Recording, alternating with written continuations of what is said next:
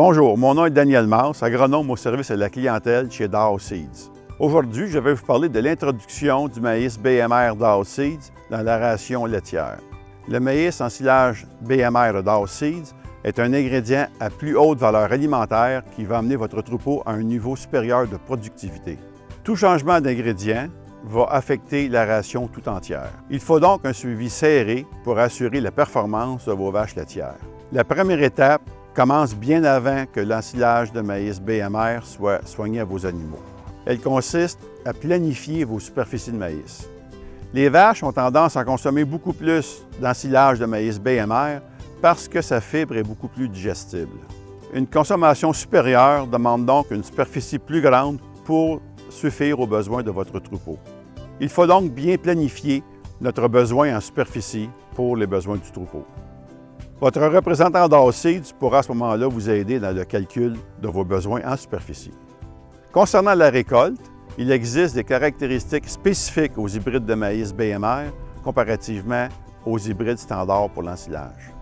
Tout d'abord, le maïs BMR de Dow Seeds a une fibre plus digestible. À ce moment-là, la longueur de coupe devrait être entre 18 et 25 mm pour faciliter la digestion par les animaux.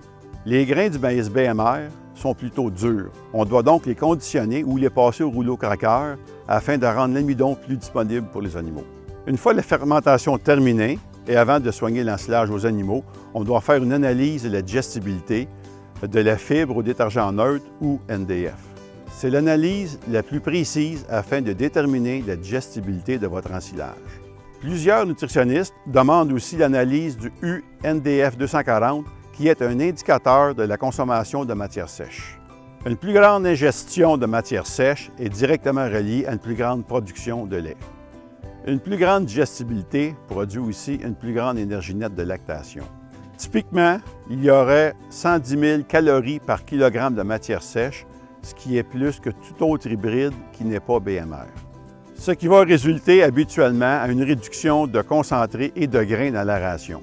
Plusieurs rations laitières sont faites à partir d'aliments humides tels que l'ensilage, le maïs épais humide ou les drèches de brasserie ou de distillerie.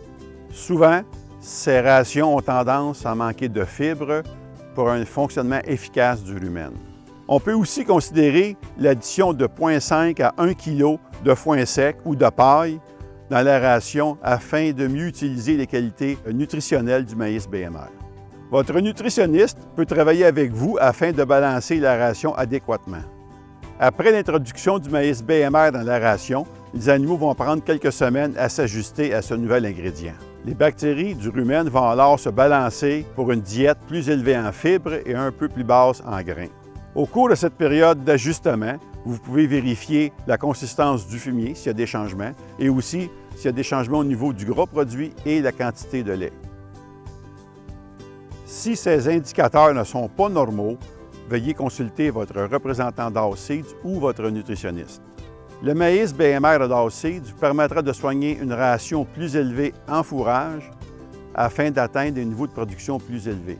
Une ration plus élevée en fourrage améliore l'état de santé général du troupeau et une meilleure réussite dans la reproduction. Vous pouvez aussi visiter notre site internet dowseeds.ca pour avoir plus d'informations ou retrouver le représentant le plus près de chez vous. Je vous souhaite une bonne production.